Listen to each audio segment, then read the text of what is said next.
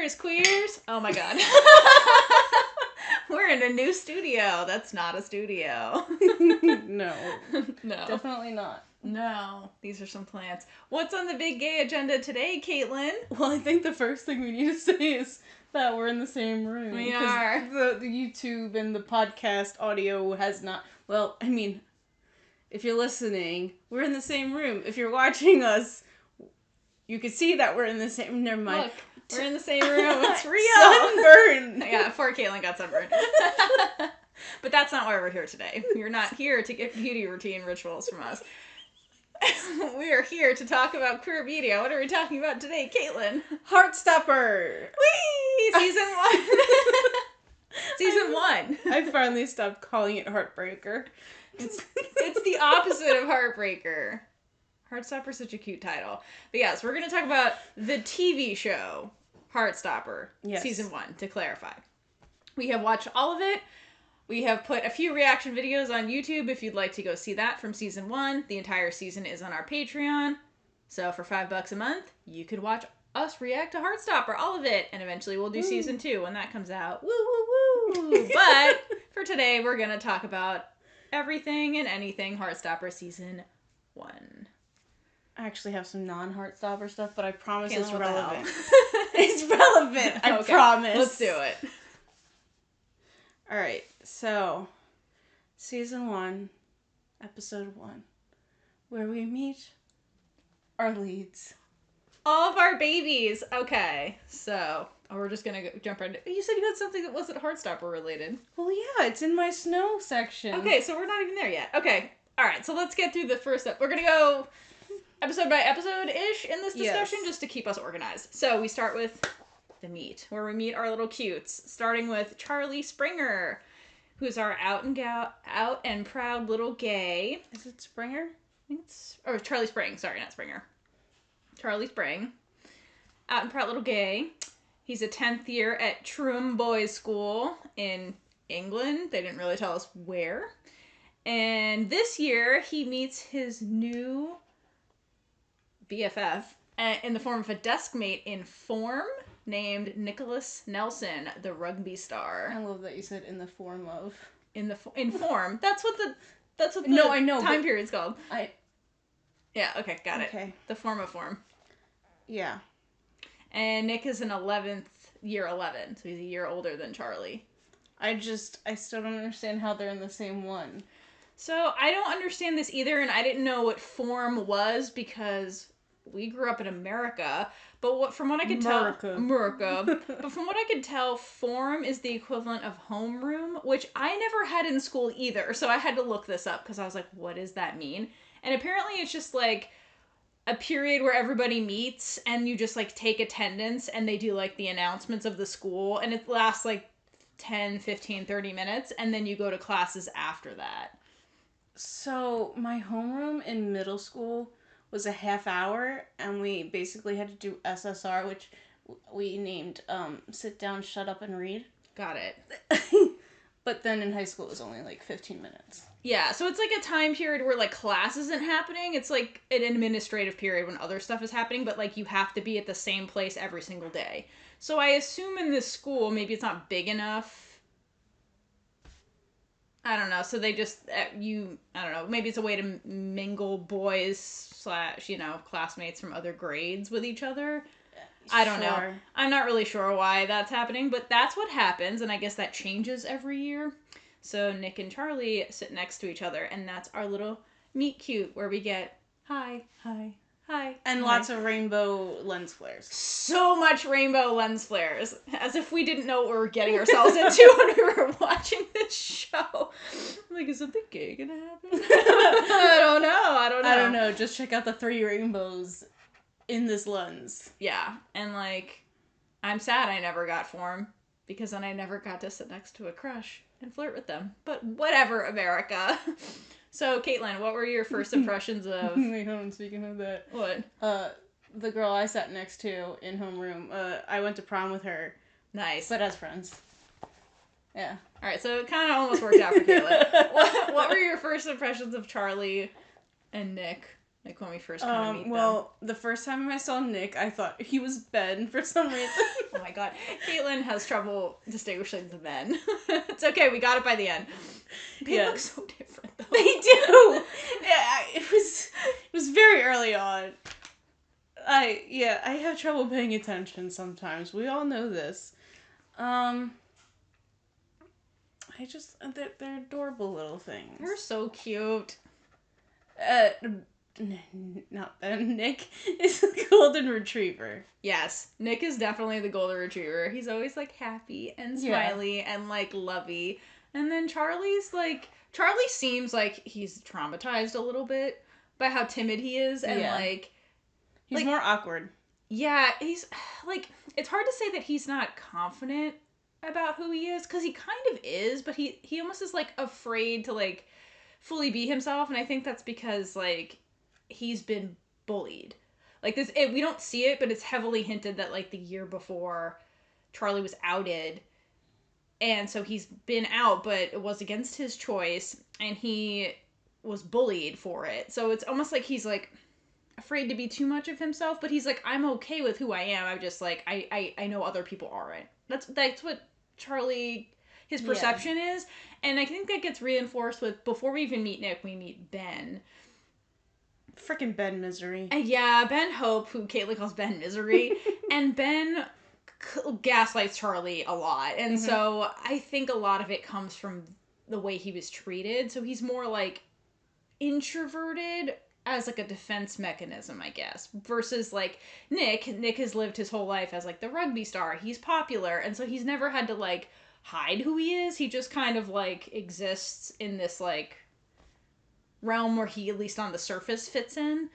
But that also means that he's not figuring out who he is, because it's just, I'm what these people are. We're all the same. Exactly. He conformed way too much. That's exactly right. And in that like kind of social structure, like the rules are pretty defined. Like Nick just plays rugby and throws the ball around and like does guy talk and things like that, and it's like that's what's expected. And so when you know rules like that, it's like, okay, whatever, you're just comfortable in the rules and you never have to question stuff because it's like, I just follow these social rules.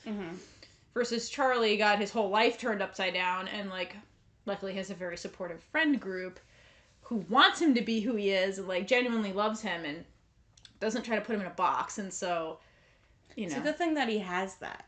Yeah. Oh my god. Like Charlie's story would have been way worse if he didn't have that. And that's why, like, I think we're just jumping. I think Ben's really a sad character, but like Ben is kind of in the same circle as Nick a little bit. He's not on the rugby team, but he's like in that like popular-ish realm from what I can understand, because he, you know, he crosses paths with Nick a lot. And I don't think he has friends the way Charlie has friends. I think he has the friends in that popular group that, again, they don't see you for you. They see you for how you perform in the social group. And so I think that's what makes him really sad, because he doesn't have anybody to, like, really talk to or, like, express himself around. So he's in rugby? No, he's not. Okay. I was like, I think he's in year 11, but, like, him and Nick cross paths a lot, like, socially at parties and stuff. So I think he's, like, popular, but he's not, like, sports guy. Got it. Yeah. So, but, like, Charlie has such a great group of friends that, like, he's like, whatever, they can bully me at school. I'm more than just who I am at school, kind of thing. He knows he has people to go to. Yeah, totally. Who love him and will be there for him no matter what, which is, like, the most important thing. But Nick is the cutest. And so they become, like, flirty in form. But Charlie's secret weapon is, while he's not a sports gay, he can run super fast. Yes, which he's not a sports gay, but he can, I mean, I get maybe he's a track and field gay. That's more of an individual. I'm just gonna run. He's got the long legs. He just can run like a gazelle. And Nick sees him running in PE one day, and he's like, well, shit, we need a body on the rugby team so we can compete. Let me ask him, because he's pretty fucking fast. So he convinces Charlie to, like, hey, hang out with me. I'll teach you how to play rugby. You don't need to know how to play. Yeah. And Charlie's like, the fuck is rugby? Well, that's what we wish he would have said. So Nick teaches it. They bond by like Nick teaching him how to play rugby, and we get all these little cute montages of them like running And leaves. And it's so cute. Leaves. They're adorable. There's a lot of leaves. There's a lot of cartoons. So yeah, well, we will get to that. And there's a lot of cool stuff in this show. So one thing they do a lot during the montage of them playing rugby is they do this a lot in the show, period, but it shows up here a lot in the first episode, is lens flares. Do you want to explain what that is, Kaitlynn, and why we saw so many of them? Okay, so a lens flare is typically when the light catches in the camera lens and it creates this distortion, and it can be different colors depending on the light and stuff, but there's a lot of scientific stuff. I won't get into that because I don't know it. But in today's media, there's so many things to take out lens flares and practical things that to do on set. So all of them are deliberate, and a lot of people have analyzed this. If you're interested in this, I couldn't go too much into it, but go on Reddit because that place is full of analysis from people. About Heartstopper? Yeah. Ooh. Like, it's a lot. Like, they'd screenshot, like, so many things. Yeah, and then just fully explain it. It's just too much to go into right now. Okay. Give us the gist. But basically, I would say that it's to make it more light. You'll see it more when it's just them having a good time and just trying to... It's typically used to, like, distract or be cinematic, but this time it is an aesthetic, but just to make you feel like it's bright and cheerful. Yeah. That's a very big hallmark of this show in general, is that it's hopeful and mostly happy. Like, there's some deep things that, like, dark things that happen, but they're handled in such a nice way. And overall, Nick and Charlie have such a warm, loving relationship that even starts here with them just like playing rugby, and it's very like, it's adorable. So yeah, they're trying to be like, something is happening here and it's warm and it's good and it's hopeful and cheerful. And so yeah, the lens flares definitely happen a lot, specifically when the two of them are on screen together. And there'll be rainbows, and there are rainbows as well. There's so many fucking rainbows. Like, not even just rainbow lights, like the flares. They purposely put rainbows in the flares. Rainbow flares, like, it's nuts. I think when Charlie first walks into form and Nick's just sitting there is a rainbow lens flare. I think the very first time he sees him. Oh no, there's not just one. There's 3. Oh my god! In that same frame? Are you serious? Yeah, it goes rainbow, rainbow, rainbow. That's nuts. It's like the biggest one. It's showing that when they see each other. Yeah. That basically they're blinded. Yeah. Well, yeah, Nick is very much like bathed in light, almost like a halo, like in the seat that he's sitting in. Bisexual. Another bisexual. Listen, I'm gonna hydrate for those rainbow flares. We don't have any shot. Where is my glass? Okay. I gave it to you. I know. I see it. Yeah, that deserves hydration.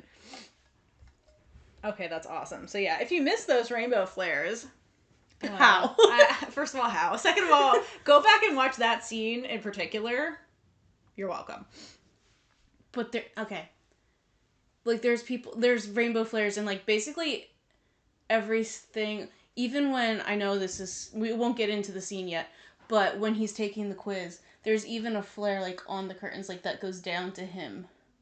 Oh, shit. Doing the computer, yeah. People are insane. They just go by frame. No, there's a ton. There's one where they have their first kiss, too, and they're in that room, and there's one in between the curtains. Yeah.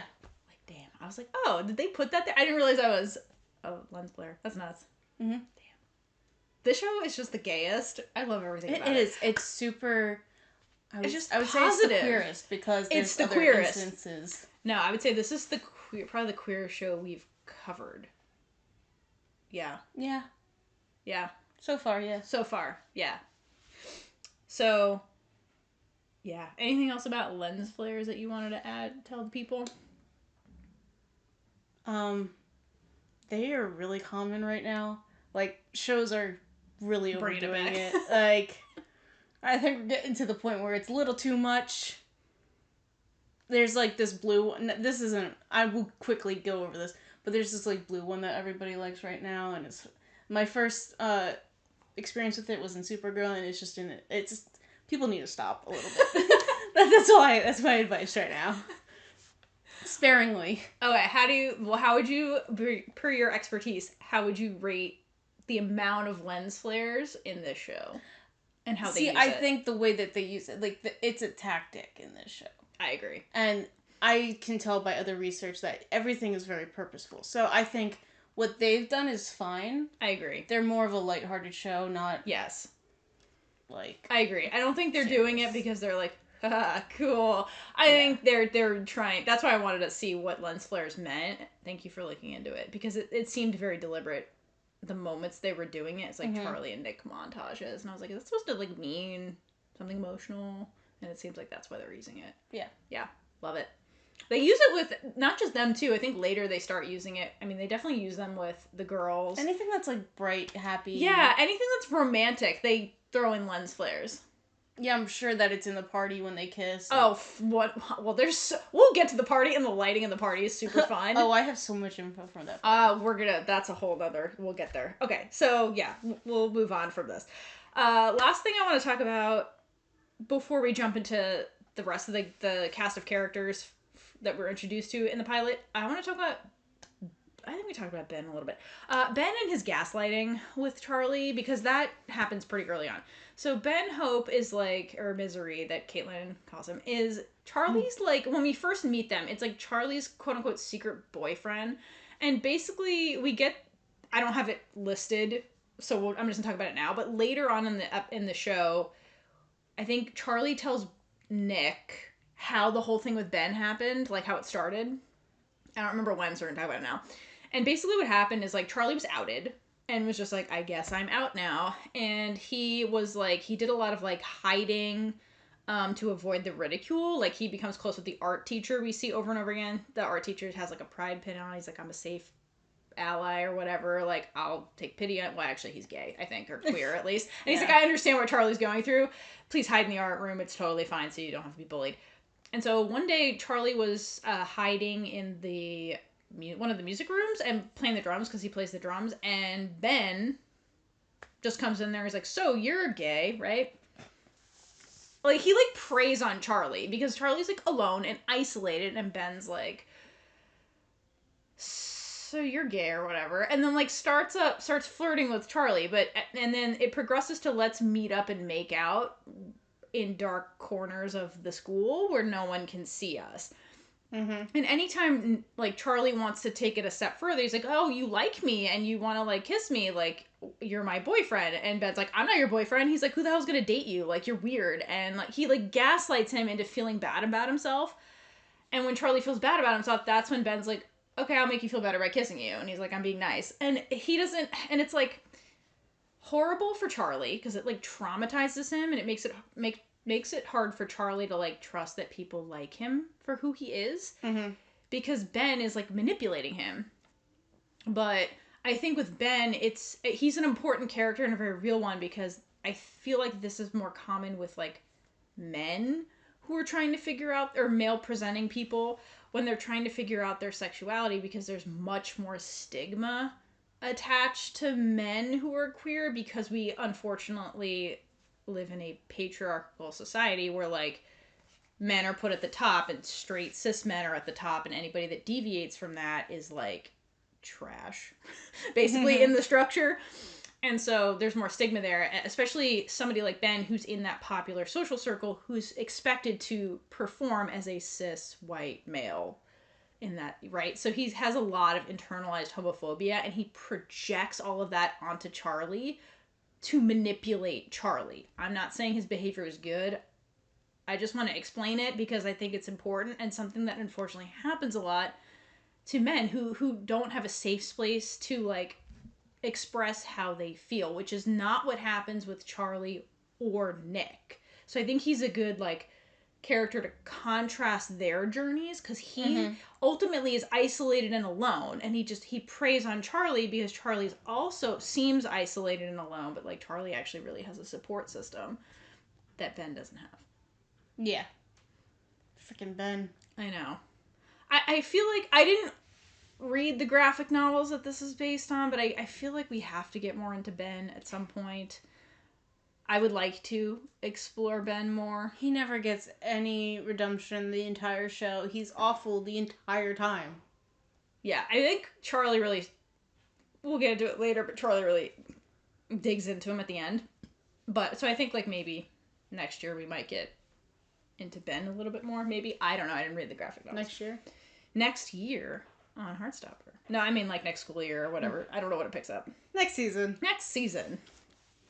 All right, would you like to say anything about Ben? The two of us need look no more. Do we want to talk about the camera technique? Yes. Okay, so other thing we learned about Ben is that, and the reason they split up and Charlie is now single in his brain, is that Ben starts ditching Charlie, and Charlie finds out that Ben has a girlfriend.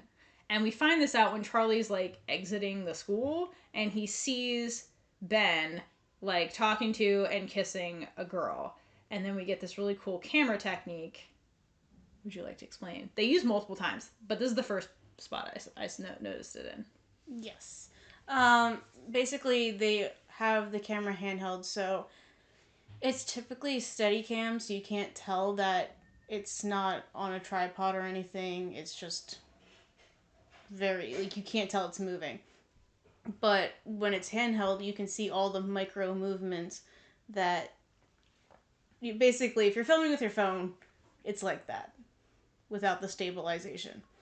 And the reason that they didn't use the Steadicam for that is because they wanted you to feel basically what his insides are feeling, like very all over the place, anxious,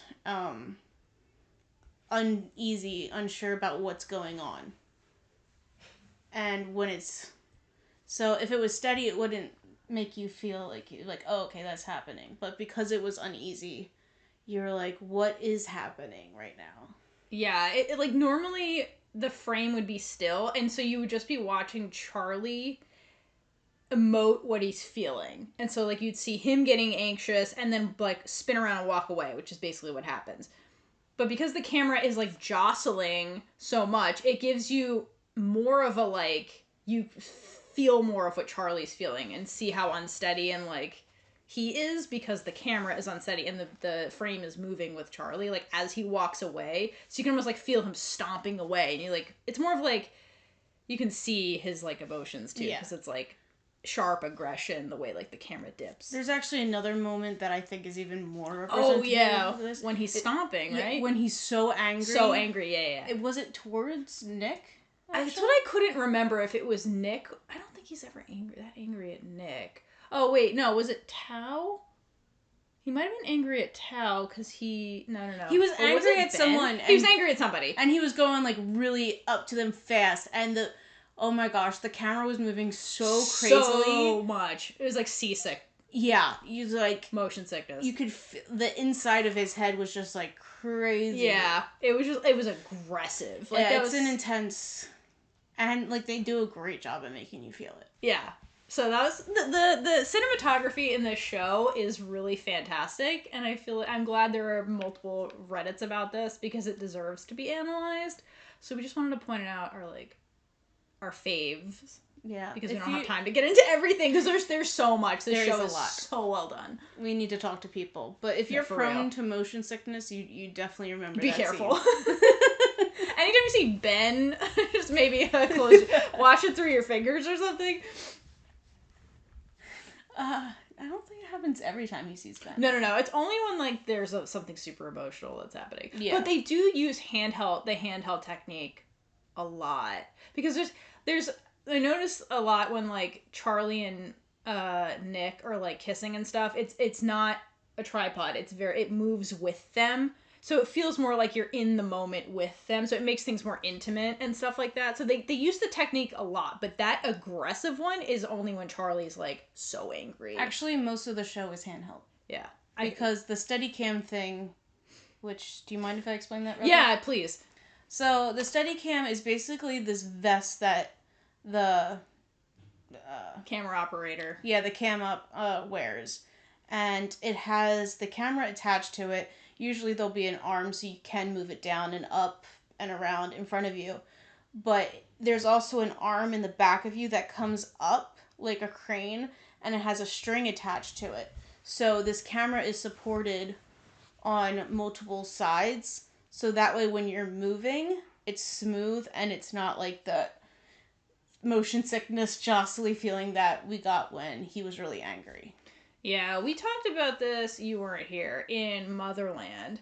There's a couple of, like, it's useful in action sequences, because the camera operator can kind of, like, run with them and stuff, like can weave through people, and it keeps the camera very steady when they're taking the shots. Mm-hmm. More than, like, if you're running after somebody with your camera, and you watch it later, and it's, like, jiggling, and you're like, God damn, we gotta do that again. Or you don't have to set up a dolly, or, like, have any, like, big, massive equipment. You can have, like, one person weave in and out of people. It's really cool to see in person. Yeah. When I saw it in person, like, it was this tiny person with this huge camera thing on her. I was like, damn, girl. I want to know what that feels like, if it hurts your back at all. Right? You are supported. I don't know. That's very interesting. I wonder. Maybe someday. Somebody let us on set. Oh my God, I would love that so much. I mean, that's literally what I studied, so... We're working on it. We'll see. So if anybody know, if you're listening to this and you work for Heartstopper, hit us up. If you work for anything, if you're someone we talked to before, hit us up. We do have quite a few people that would be like, hey, we're gonna come visit you, okay?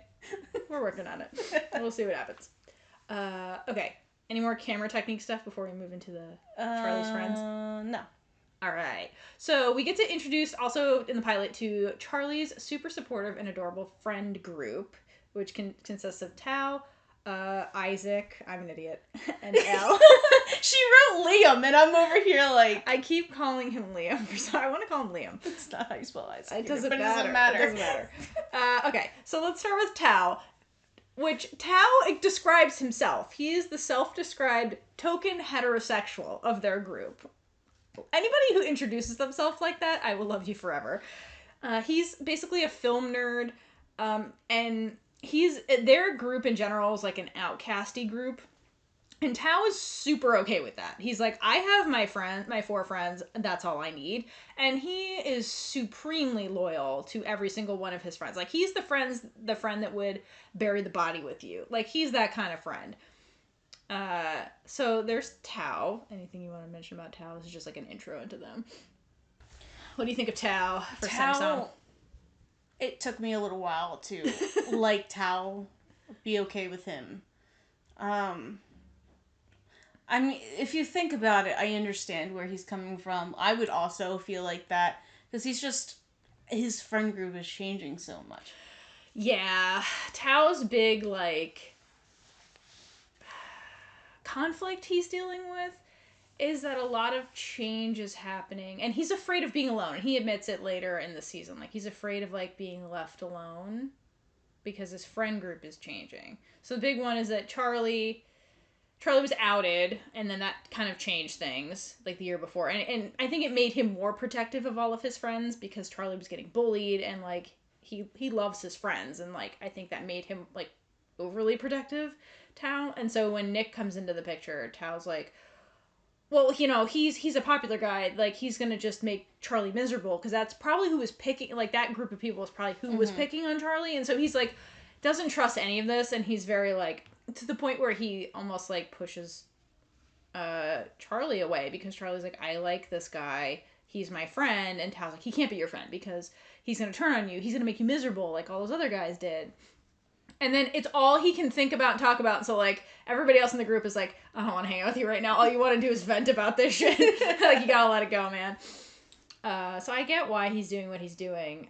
And the other big change is that another member of their group, Elle, I transitioned And so she was in the Truman boys' school with them, went through her version of bullying, and then was like, I'm transferring to the girls' school. So she also transferred. And so Tao every day comes to lunch with an extra apple juice for Elle, and he's like, I keep forgetting she's not here. So, like, he has trouble, like, accepting change, basically, with his friend group. Like, Elle's gone. You know, Charlie's now wandering towards Nick. So and Isaac is always reading a book and never paying attention to anybody. So he's like, it's just going to be me by myself. So I kind of get where he's coming from. It is rough. It's rough. It's rough. But he, you know, because he's so afraid of that, he ends up, like, doing a self-fulfilling prophecy where he does kind of start pushing people away because he's, like, trying to control the situation by, like, being like, stay away from him, stay away from him, stay away from him. And everybody's like, I'm sick. I can't hang out today. Isaac. That bitch is in a bookstore. But in return, oh shit. I don't remember where I was going with that. In return? I forgot. Not Isaac. Tao. It was hard for you to get into him in the beginning. Yeah, that was from the very beginning. Yeah. I said. What did you just say? Basically Tao does a self-fulfilling prophecy because he keeps trying to stop the change from happening, and it ends up, like, pushing everybody away. So, like, he does get to a point where he feels very, very alone. That's when him and Charlie kind of, like, blow up at each other a little bit. Yep, I don't remember. All right, continue. Let's move on to Elle. Want to talk about Elle? Yeah, I love Elle. I love Elle. Oh my god. Elle's great. Elle's great. I'm glad that she gets to go to the girls' school. Yes. Because that must be just, like, a relief, you know? Want to know how long she was stuck at the boys' school? Yeah, like, me after too. Transitioning. Me too. Because I know it had to have been for quite a bit. Because it took them a lot to... Because no one would accept it. The teachers wouldn't even. Yeah, Tao even mentions that. That's one of his gripes. He's like, the professor wouldn't even call her Elle. Like, he refused to... Like, he kept dead naming her. Which is... retarded. So dumb. So dumb. You don't dead name people. Right. You don't dead name people. It's dead for a reason. Yeah, and, like... Whatever. So I'm glad that she got to transfer. Because that must have been hell, too. So, like, they don't really talk as much about... You know, what happened with Elle, like, if she was bullied. She mentioned she was bullied, but we don't get more detail. We get more details with Charlie, is what I'm saying. I don't think it affected her. She's really strong. Yeah, she's really strong. She was just like, I need to get the fuck out of here, is basically it. She didn't internalize as much that we see as... Right, that we see. Charlie. Right, exactly. Yeah, it doesn't seem to affect her behavior or relationships with other people the way it did with Charlie. No. But she does start at Higgs Girl School, and she's the new girl, and is in the beginning having trouble making friends. But she ends up making friends with the school lesbians, and we'll get into that in the next episode when she meets them. Damn it, but I love them so much. I love them so much. She finds the best people to become friends with. So she's, you know, it's a big change for her too, but she doesn't, like, give up. She's like, no, I'm here. It's much better than Truum. I'm so happy I'm not there. So, like, I love that. And her friends, I love that her friends just accept and support her. And, like, she also has a really good support system, like, with her friends. Yeah. And Tao's mom loves her more than Tao. Oh my gosh. It's so funny. Every time she comes over, she's like, Tao, move. Let me hug Elle. I feel like that's a typical thing. It is. A typical parent thing where they like their friend more. It's like, you're new. You're a lot nicer than my child at home. She does come with, like, gifts and stuff. She's like, I brought cookies. And so I understand why Tao's mom's like, Tao, you never bake me cookies. What the hell? She's just so sweet and nice. She's very sweet and nice. And the last, but certainly not least, is Isaac, our king bookworm. The ship captain of all. He's the ship captain of... Yeah, Nick and Charlie, and he sees what's happening with Tao and Elle before anybody else does. He's a man of very few words, but I fucking love him. But he's so observant. Yeah. He sees everything. And very informed. At one point we, what's the book called? Oh, something about gender. Shit, I forgot. We looked it up and I already forgot it. Yeah. Continue. Yeah, so that's Isaac. He's always reading, and I'm pretty sure what we're going to get into in season 2 with him is going to be very, very exciting. I think Allison, the writer of the books, wrote him as an ace character. So we're going to get into that in season 2. She's like, that's going to be much more explicit and stuff. I would like to, which is amazing. No, you never see that. And the cast just went to Pride recently, and she was there, and she had the ace flag the whole time. Oh, I know. He was reading Gender Explorers, by the way. Gender Explorers, which I want to read whatever that is. I'm sure book recs from him are solid. It's like a compilation of stories from trans people, I believe. That's so great. I love Isaac. Yeah. Isaac's a little cutie. He's like, I gotta be such an ally. Well, I mean, he's in the community. He's in the community. So he's like, I need to know everything. Everything. Because I have to be able to recognize this from 1,000 feet away.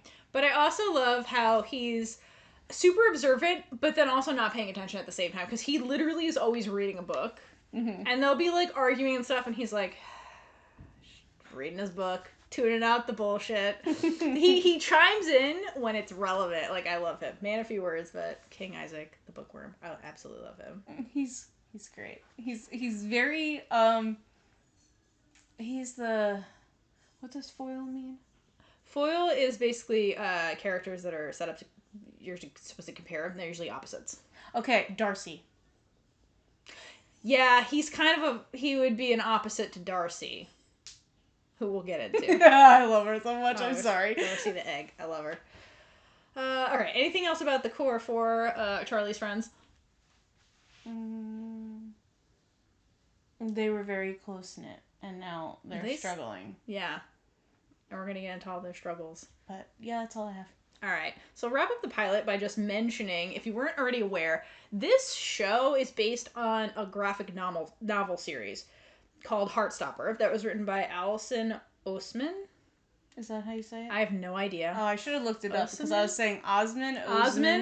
Allison, Queen Allison, who wrote this. We'll just say Queen Allison. We'll say Queen Allison. And so and this show was approved for 3 seasons, and that might be everything that covers the graphic novels. I don't know if it'll go beyond that or just literally cover the graphic novels. I'm wondering if they renewed it for 2 seasons because that's it. Yeah, I think that might be why. They just gave them everything. Like, it got renewed for season 2 and 3 at the same time. Good for them. Good for them. Because it was a popular graphic novel series. So, go Isaac. Please write the book series. Anyway, so one thing I wanted to note is that they do a great job of adapting it from a graphic novel. And they do a lot of things in the, editing that make it very apparent that this was adapted from a graphic novel, like cartoons that randomly show up like leaves and birds, and they do the pane transitions where it looks like a comic book pane. Mm-hmm. And they do things like visible electricity anytime there's pinky touching. So what did you think of the graphic novel adaptation elements? It took a while to get used to. I'm just like, what the hell? Well, if you don't know that it was a graphic novel, it's very weird. It comes out of left field. You're like, why are there leaves? Well, I figured it was once I saw the panes. Yeah. Yeah. But if you're not paying attention, you're like, okay, whatever. You're like, what is it? It seems super random. They all could be on drugs this whole time. You never know. Yeah. It's high school. I have a specific animation that... Do it.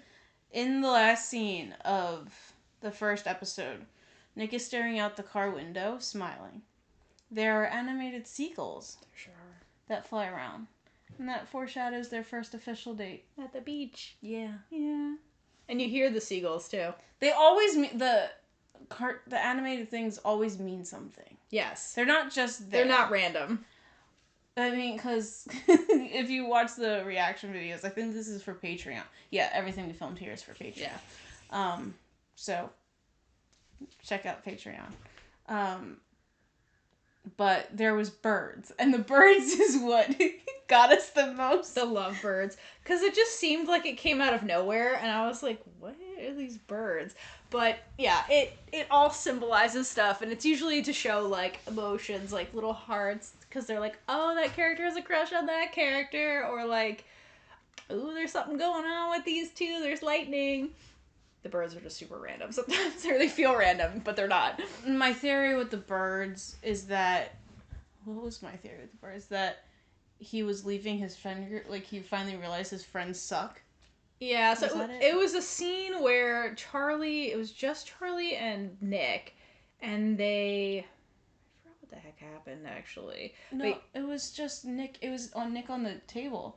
It was with Imogen, wasn't it? Yes! Oh, it was after he said, let's be friends with Imogen? Is that what it is? Yeah. Yeah. And they're like, oh, what did he do? And oh, yeah, his friends were like, oh, Nick's the worst. And Imogen's like, I can do better than him. Let's be real. So, like, I love Imogen. She's, like, a good ally. And she's like, whatever, we're just friends. And then there's, like, lovebirds fly out of the tree, circle Nick and Imogen, and then fly away. Off guard, and I was like, so much. They're not, because, like, usually up to that point, the animations are between characters who are having, like, emotional moments, or they're like, ooh, they're like each other. And it's just, like, random. Like, it's just leaves. It's just these two birds, and they're lovebirds, which makes it weirder. And then I guess they fly their separate ways. And I guess it's, like, birds leaving the flock. Like, they're not behaving the way these popular people would act in their friend group. They're, like, diverting from the norm, which is the flock. So the birds are flying on their own, I guess. And they, like, kind of separate and being individuals. I guess that's kind of what it's saying. That was your take, basically. I'm really good at bullshitting things in my mind, so that's what the story I came up with. No, and it's good. That's a really good interpretation of what we were watching. Yeah. Cool. I did something. You did many things. Yeah, wait for it. All right, Kaitlynn. Do you want to end it here, or cover episode 2 also before we Well, considering we only have 2 different things and half of this is probably going to be me talking about snow, let's just continue it because we're only at 46 minutes right now. All right, cool. So we're gonna shoot on over to episode 2, which is Crush. Basically, okay, so this is the episode where Elle makes friends with the school lesbians. I love them so much. Tara and Darcy, who are just the best. More of them, please, because I just absolutely love the two of them. They're so cute. Like, Tara just, like, befriends Elle out of nowhere. And she's just like, oh, actually, no. The thing they bond over is she's like, hey, your pencil case is really cool. And Elle's like, oh, thanks. I painted this myself. Like, there's a design on it. And she's like, oh. And then Tara's like, you want to have lunch with us? And this was right after the teacher's like, Elle, girl, you got to make friends. So Elle's I'm going to assign you a friend. She's like, I'm going to assign you a friend, which is so embarrassing for, like, a high schooler. She's like, no. And so she's cautious of this, and she's like, did the professor, like, force you to do this? And Tara's like, no. What a weird thing to ask me. She's like, no, we sit in the cafeteria, though, if you ever want to. I'm going to leave now. And by the end of the episode, I think it's the end of this episode, Elle goes to find the two of them. And, okay, wait, I love this scene. And Tara and Darcy are, like, holding hands. Wait. Before that. Okay, go, sorry. They're working on a project, is it French? Is that this episode? Yeah, because it was right before. Okay, wait. So, okay, before that, okay, you're right. So what, the other reason that Tara and Darcy are important is because Tara knew Nick, and, like, 3 years ago when they were 13, they kissed. So it causes all this drama of, like, oh, Nick likes this girl he kissed 3 years ago, which is a weird thing for his friends to, like, hang their hat on. It's like, that was 3 years ago. What the hell? Yeah. Like, we don't even have the same voices we had 3 years ago. We all went through puberty. Like, what? Like, it's a very weird thing to get hung up on. So there's this whole thing of, like, Charlie tells his friends about Nick, and they're like, he's a straight guy. So they're trying to figure out what Nick's motives are.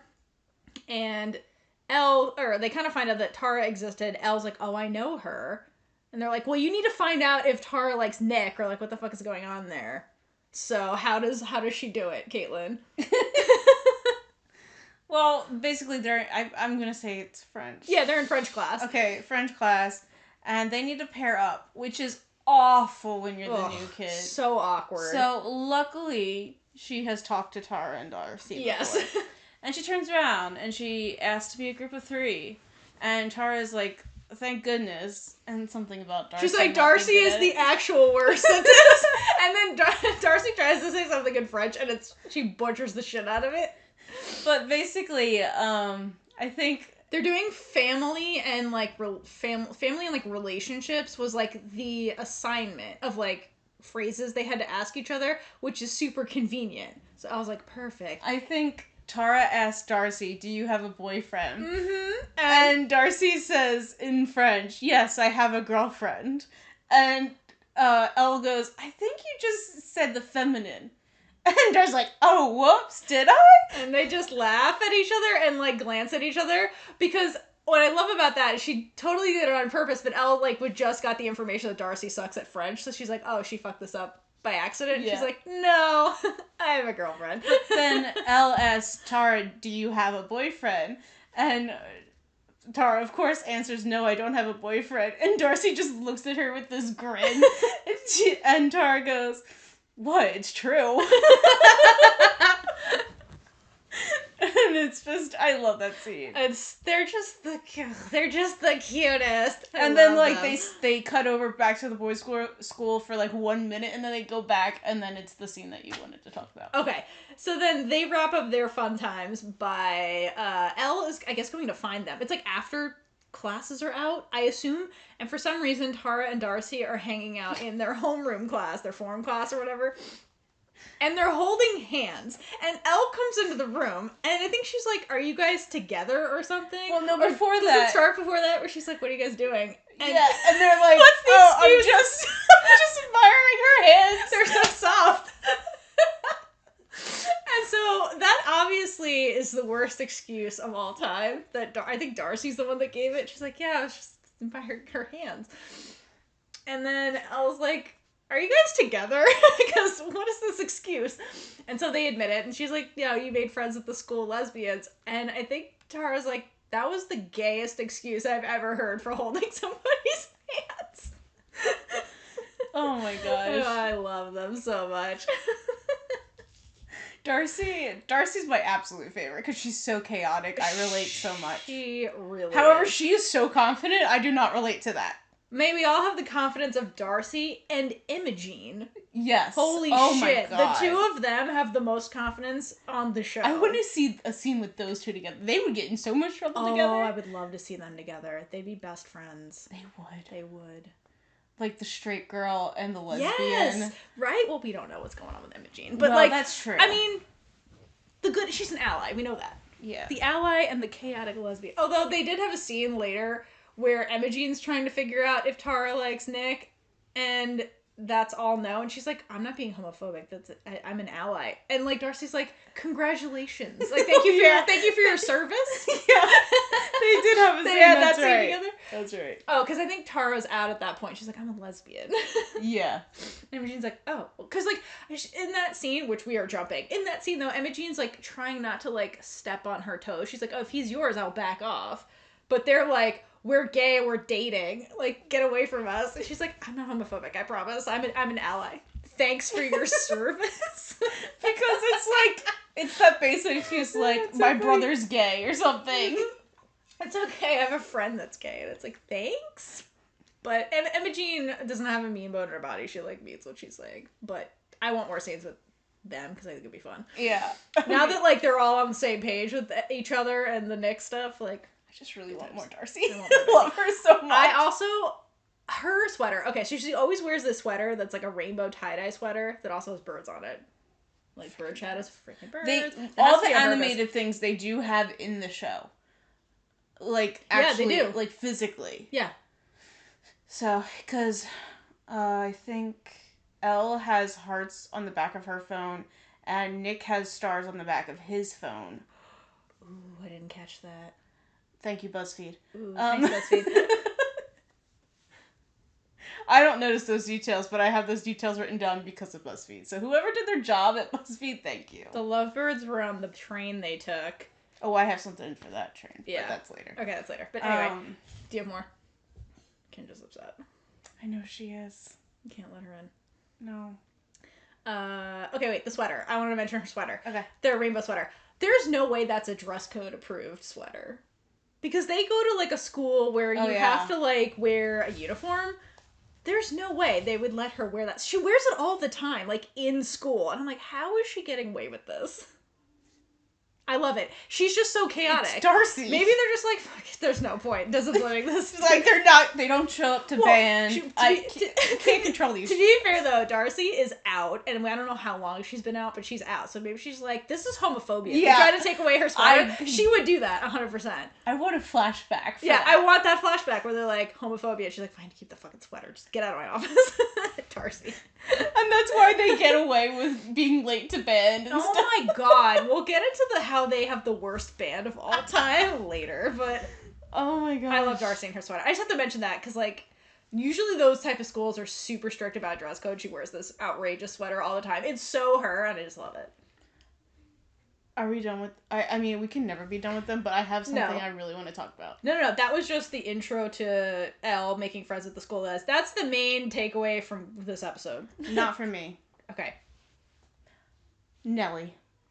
Yes. Okay. So Nick and Charlie start hanging out outside of school in this episode. I think it was like the first time this happens. Mm-hmm. Like besides rugby, lens flaring that they're doing. Like at their house. At Nick's house, Charlie comes to Nick's house, and they play Mario Kart, and it's super cute. And it's established that Charlie is great at video game sports, and Nick's good at real life sports, which is super cute.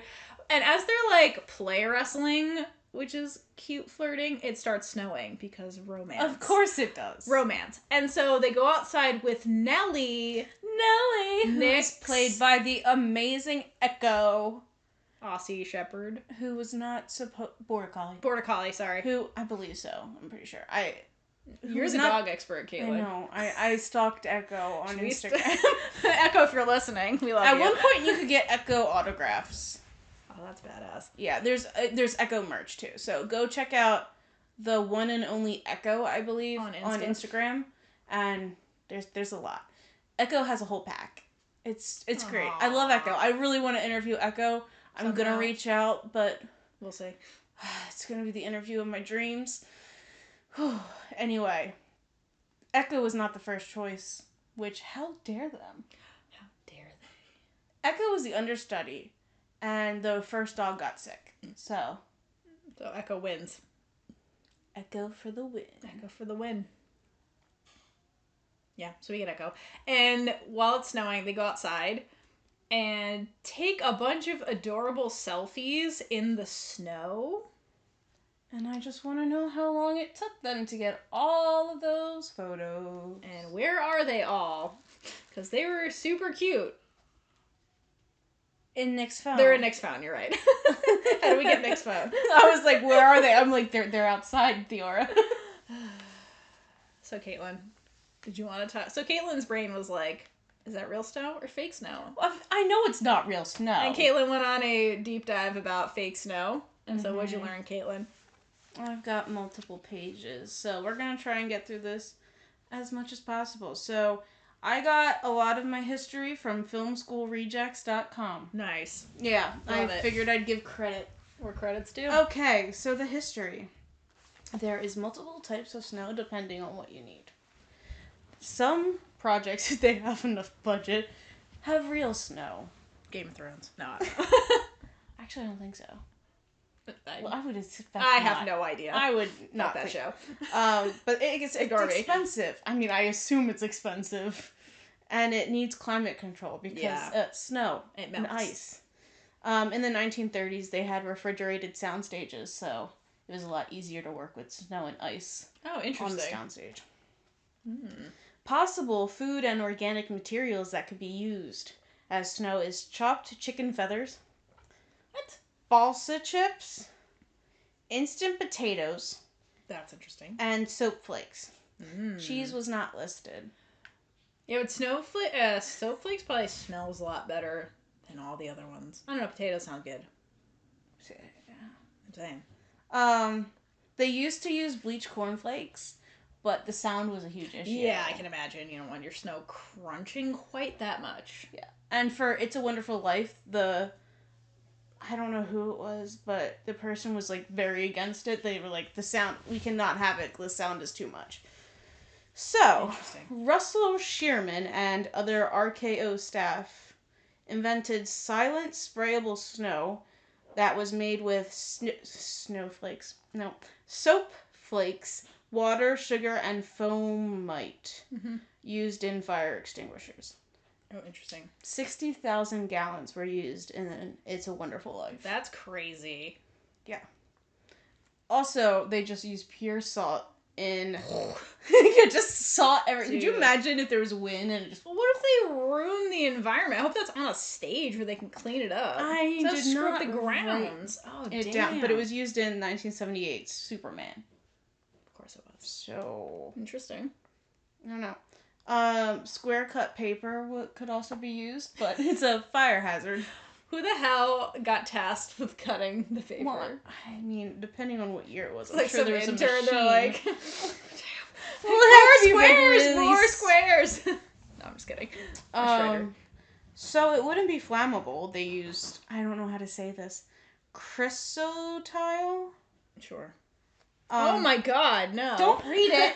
Sorry, I'm AKA white asbestos. Oh god. They used it in movies like Wizard of Oz. So that time frame. Whole movie was just hazardous for everybody's health. Wasn't the paint the Tin Man wore toxic? Oh, I don't know, but I'm pretty sure. The chrysotile causes cancer. Yeah, so. Exactly.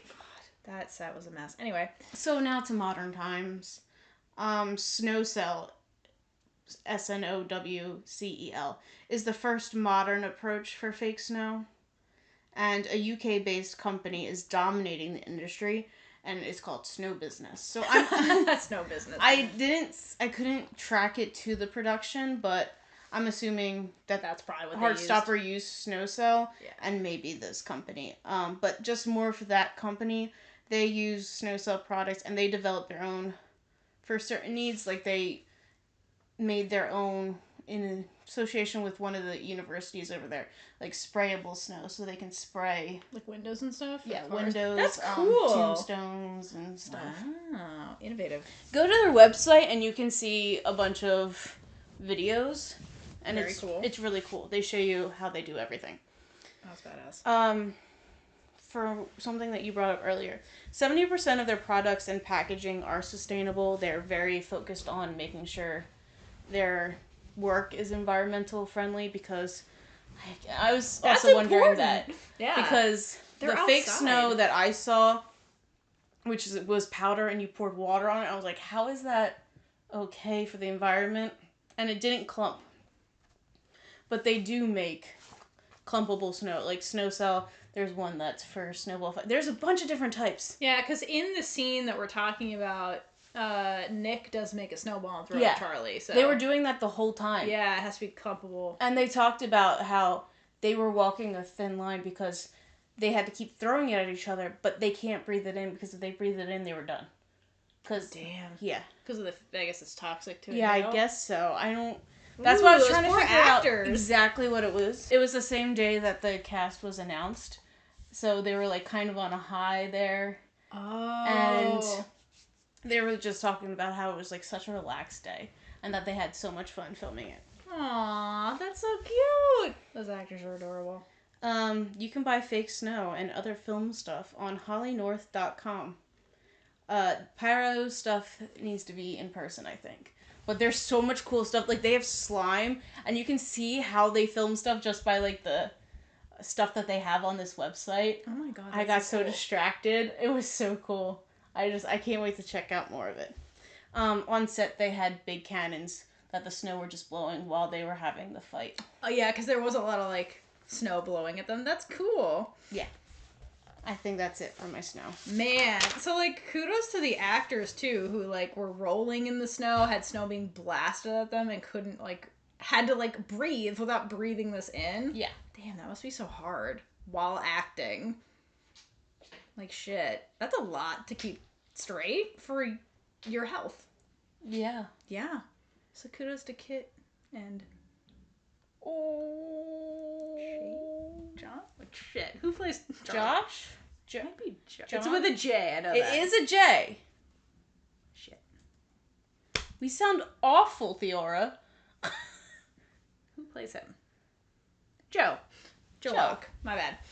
Sorry, Joe. Sorry. I've seen worse of a Kit recently than Joe. Well, poor Kit. I know. We're not going to get into that, but poor Kit. Poor Kit. He doesn't deserve it. That's why... He deserves to have Olivia Colman as his mom, is all I'm saying. We all do. All right. Anything else you wanted to say about the pilot in episode 1? So fucking cute. In episode 2? I mean episode 2. Sorry, pilot in episode 2. Not right now. This has been a lot for 2 episodes, and I think it's a good time to take a break and continue in the next episode. Yeah, so in the next episode, we'll start up with season 3 and see how far we go. Episode 3. Episode 3, sorry. I'm just excited this is getting seasons. We're talking about seasons, not used to it. It's too exciting. We're not used to it, obviously. Do you hear us? All right, so we'll pick up with episode 3 next episode. So in the meantime, hydrate for lesbian Jesus. And gay it up all over the place. Bye. Bye. And with that, we've been Big Gay Energy. If you like this episode, check out all our other episodes right here on YouTube. Please like, leave a comment below, and subscribe for more amazing, super gay content.